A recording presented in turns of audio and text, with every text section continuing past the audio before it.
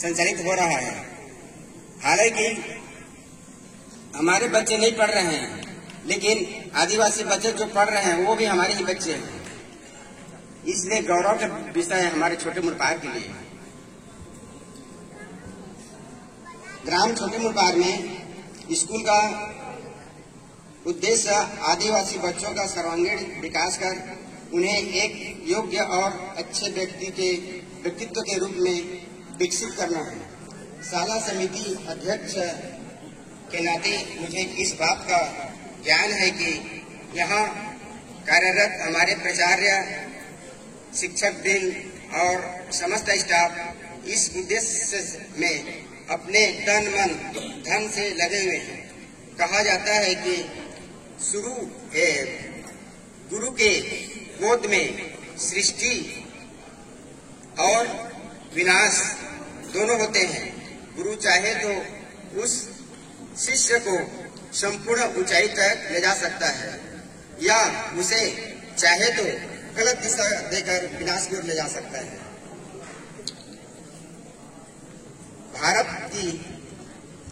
भारत की संस्कृति में माता पिता को बच्चों का प्रथम गुरु माना गया है। आधुनिकता के प्रभाव में आज भी नई पीढ़ी को विभिन्न व्यसनों आदि बना दिया है। बालक की हैसियत से प्रारंभ से ही हमें देखना चाहिए कि हमारे बच्चे किस काम की ओर अधिक रुचि ले रहे हैं, उनका स्वभाव क्या है, जीवन में क्या बनना चाहते हैं। माता पिता होने के नाते हमें प्रारंभ से ही इस बात को सोचना होगा। आज की इस सम्मेलन में जब आप उपस्थित हैं और हमें बच्चों के विकास और भविष्य के बारे में बात करने का मौका मिल रहा है, तो खुले ढंग से आप सबकी सलाह की आशा करता हूं, जिससे हम सब मिलकर यहाँ पढ़ने वाले बच्चों का भविष्य संवार सके। हमारी शिक्षा पद्धति के 4 महत्वपूर्ण भाग हैं।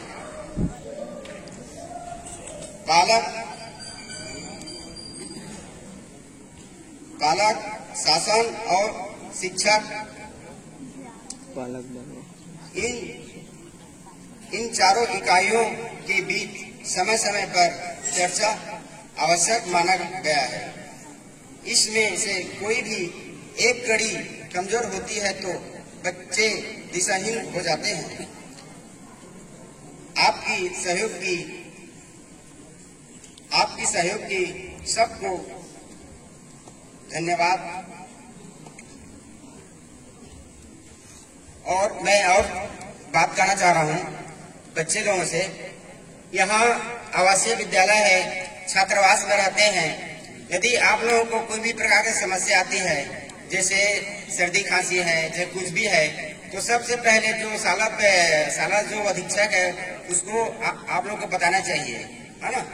क्योंकि कोई भी समस्या है जैसे स्कूल में, तो अपने जो टीचर है उनको बताना चाहिए, ताकि ना कि मतलब आप सीधा आपके पिताजी को फोन करो, है ना। मैं कई बार यहाँ पहुंचा हूं तो मालूम पड़ा है कि आप लोग सीधा मैंने अपने पिताजी गार्जियन को फोन करके बुला लेते हो, जबकि यहाँ कोई टीचर है या कि यहाँ का शाला प्रबंध का जो अध्यक्ष है, ये है क्या बोलते हैं अधीक्षक है, उनको भी मालूम नहीं रहता है। तो इस तरह से ना आपके माता पिता लोग मैंने यहाँ पढ़ने के लिए भेजे हैं, तो यहाँ मैंने अच्छा तरह से पढ़ाई लिखाई करो। आपका भी नाम रोशन होगा, आपके माता पिता का भी होगा, गांव का भी होगा, ब्लॉक का होगा, तहसील का होगा, जिला का होगा, देश का होगा, है ना।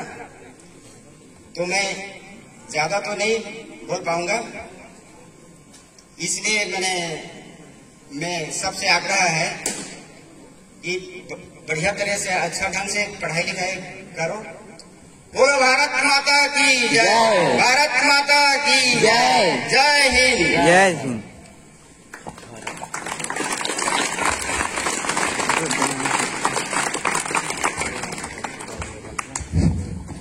बहुत बहुत धन्यवाद श्री श्यामलाल पटेल जी। आप हमेशा विद्यालय के साथ विद्यालय के हर परिस्थिति में सुख दुख में खड़े रहते हैं। इस सुंदर उद्बोधन के पश्चात हम लोगों ने शिक्षकों को सुना, पालकों को भी सुना और आगे भी इच्छुक पालक हैं उनको भी आमंत्रित किया जाएगा।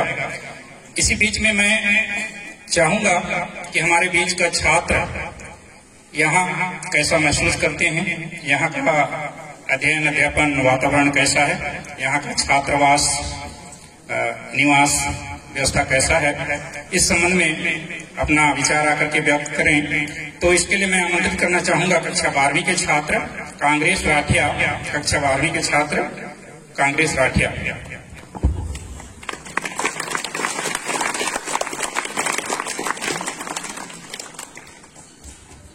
हेलो, मैं कक्षा 12वीं का छात्र कांग्रेस राठिया यहाँ मैं कक्षा 6वीं से 12वीं में अध्ययनरत हूँ। यहाँ सरकार हम लोग के लिए इतना ज़्यादा व्यवस्था कर रहे हैं, तो हमें भी उनके द्वारा किए गए हमारे लिए व्यवस्थाओं को ध्यान में रखते हुए हमें अपना उद्देश्य यहाँ गांव घरों को छोड़कर आए हैं, तो हमें पढ़ाई पर विशेष ध्यान देना चाहिए।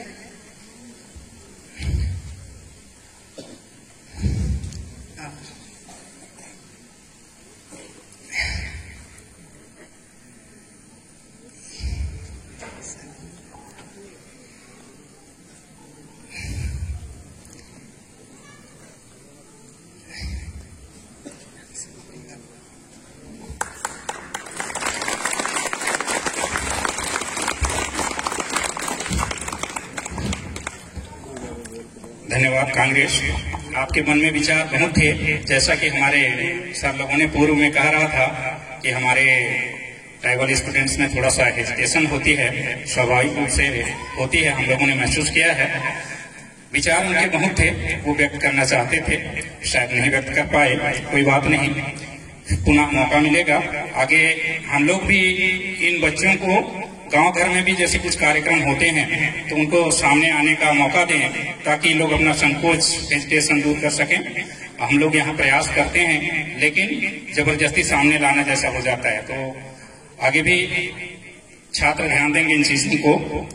उद्बोधन की इसी कड़ी में इस अवसर पर मैं श्री मकरध्वज सिदार पालक हैं, रोहन सिदार कक्षा 8वीं के छात्र उनके पालक हैं, मैं श्री मकरध्वज सिदार जी को आमंत्रित करना चाहूंगा। और साथ ही रोशन सिदार, इनके बड़े बड़े लड़के 7 साल यहाँ अध्ययन करके निकल चुके हैं। रोशन सिदार वर्तमान में इनका छोटा बालक रोहन सिदार कक्षा 8वीं में अध्ययनरत हैं, तो जोरदार तालियों के साथ स्वागत करेंगे श्री मकरध्वज सिदार जी को।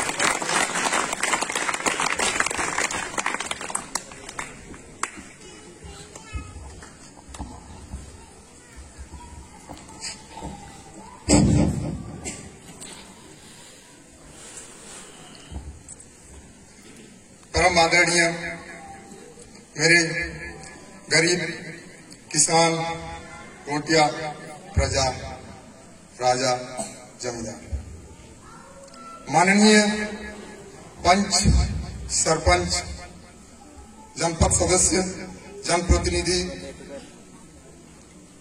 सम्मानीय श्याम सज्जन बुद्धिजीवी ज्ञानी महान हस्ती महान विभूति महान कलाकार, आज के छत्तीसगढ़ स्थापना दिवस एवं पालक बालक शिक्षक सम्मेलन के शुभ अवसर पर मेरे को आमंत्रित किया गया। मैं इसे सौभाग्य समझता हूं। तो जीवन एक संघर्ष है, वास्तव में जीवन एक संघर्ष है, जीवन एक संघर्ष है, स्वीकार करो क्या कमी रह गई है, देखो और सुधार करो, जब तक न सफल हो निंदन त्यागो तुम, संघर्षों का मैदान छोड़ मत भागो तुम, कुछ किए बिना ही जय जयकार नहीं होती, कोशिश करने वालों की हार नहीं होती। मेरे प्यारे बच्चों, विद्यार्थियों, try and try again guys, you will succeed at last. हम प्रयत्न करते रहेंगे, कोशिश करते रहेंगे, अंततः हमें क्या मिलता है? सक्सेस, सफलता। तो इसी सफलता को ध्यान में रखते हुए आप लोगों को देखिए, समाज में हम लोगों की अनुसूचित जनजाति कह देने से ये पूरा इंसान समाज में अनुसूचित जनजाति कह देने से सबसे निम्न वर्ग जैसा लगता है।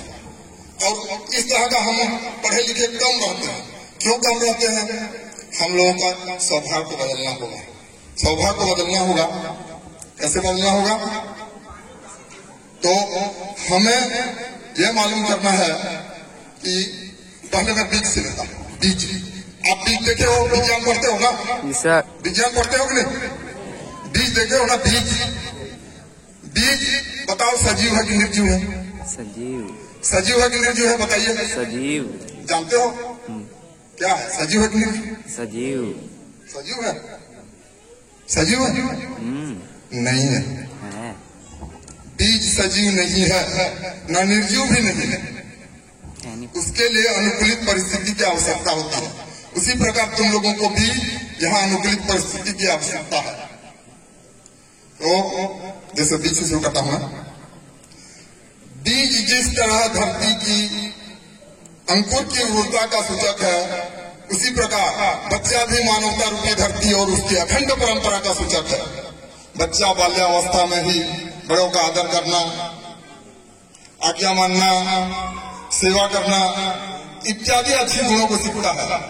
अपने विद्यालय के प्रति, समाज के प्रति, देश के प्रति, राष्ट्र के प्रति। तब वह समझता है कि स्वर्ग से भी बड़ी चीज क्या है?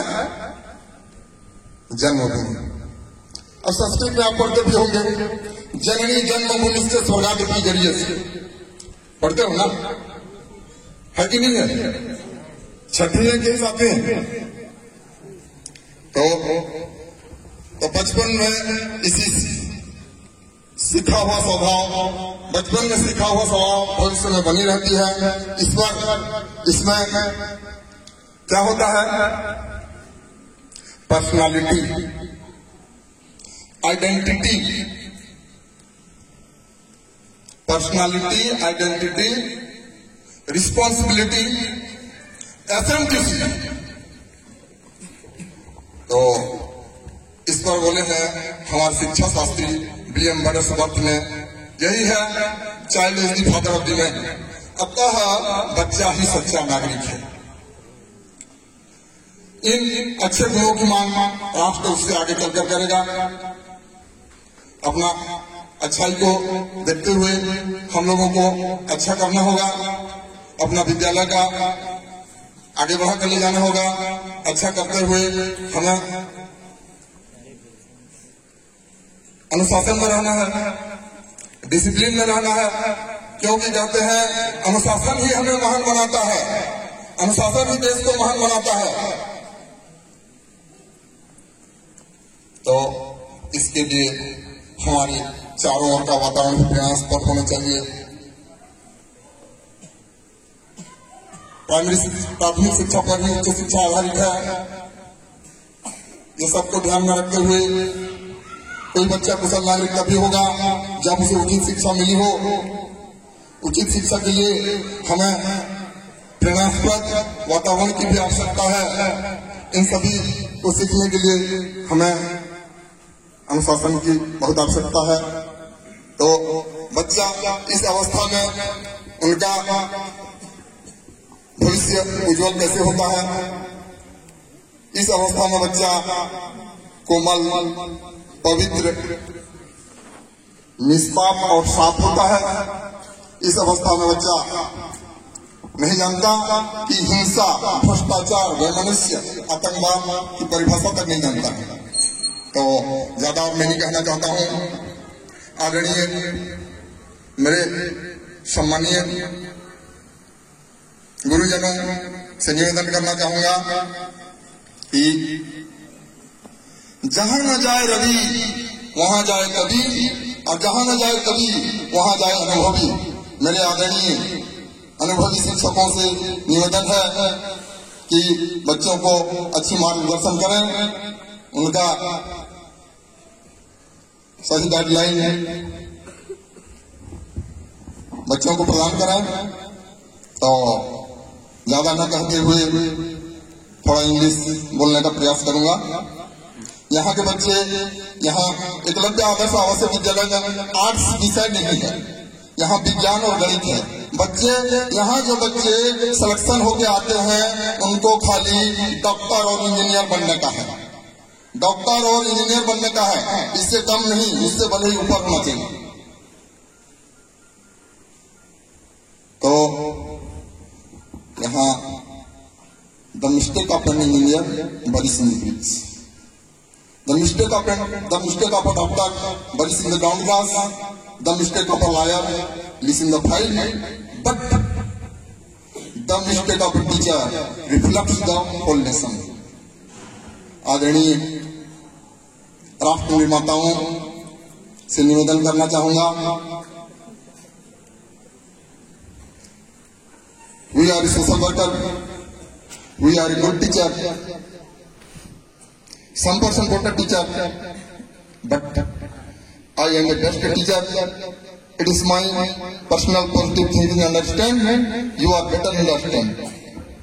तो अंत में मैं कुछ थोड़ा दो शब्द कहना चाहूंगा। ये एक जंगल था, उस जंगल में भयंकर आग लगा हुआ था। उस जंगल में बहुत से छोटे बड़े जानवर पशु पक्षी रहते थे। तो एक मैना भी थी। तो वहां पर उस आग को बुझाने के लिए वह मैना जो है अपने छोटे से चोंच में पानी लेकर आग को बुझाने का प्रयत्न करती थी। उसको देख करके बड़े बड़े जानवर ने, हाथी ने चिड़िया को बोल दिए कि क्यों री मैना, तेरी छोटी सी चोंच से इतना सारा आग बुझ जाएगा? हाथी दादा, मैना बोलती है, हाथी दादा मेरी चोंच के पानी से आग बुझे ना बुझे, आग को तो एक दिन निश्चय रूप से बुझना पड़ेगा, निश्चय रूप से बुझना पड़ेगा। और जिस दिन इस इतिहास लिखा जाएगा, मेरा नाम जो है आग बुझाने की सूची में लिखा जाएगा, आग लगाने की सूची में नहीं। धन्यवाद। इतना कहते हुए अपने वाणी को विराम देते हुए, जय सेवा, जय जवान, जय किसान, जय संविधान, जय विज्ञान, जय इंसान।